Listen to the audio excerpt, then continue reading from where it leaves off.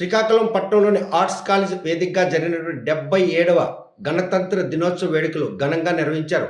జిల్లా కలెక్టర్ స్వప్నిల్ దినకర్ పుణ్కర్కు పోలీసులు గౌరవ ఆనర్ అందజేశారు.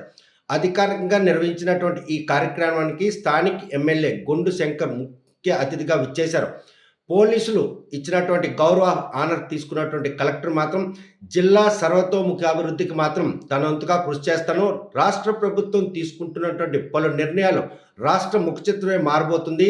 వలసలకు కేర్ ఆఫ్ అడ్రస్గా చెప్పుకునే చిక్కోలు జిల్లా భవిష్యత్తులో మాత్రం ఉపాధి కల్పనతో పాటు అభివృద్ధి దిశగా అడుగులేస్తుంది.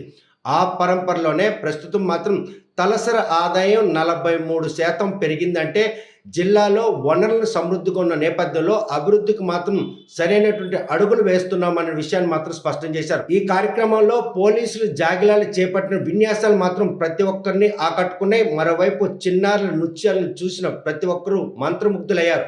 ఏవైతే ప్రభుత్వం సంబంధించినటువంటి శకటాలు మాత్రం అందరినీ ఆకర్షితులు చేశాయి. వచ్చే గణతంత్ర వేడుకలు మాత్రం శ్రీకాకుళం జిల్లా ముఖ చిత్రం మారబోతుందని జిల్లా కలెక్టర్ స్పష్టం చేశారు.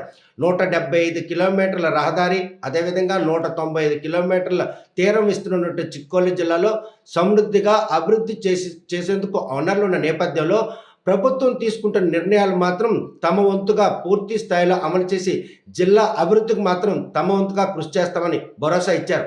మరి ఈ విషయంలో మాత్రం గణతంత్ర దినోత్సవం విచ్చేసిన ప్రతి ఒక్కరు కూడా ఆయన శుభాకాంక్షలు తెలియజేశారు. ఈ గణతంత్ర వేడుకలు జరిపే తీరు మాత్రం అందరిని కూడా ఆకర్షించింది అనడంలో ఎటువంటి అతిశక్తి లేదు. ఇది శ్రీకాకుళం జిల్లాకు సంబంధించిన సమాచారం. Local to global news at your finger tips. మీ చేతిలో ఒక ఆయుధం. Download Raw TV app. Media legend Ravi Prakash is back.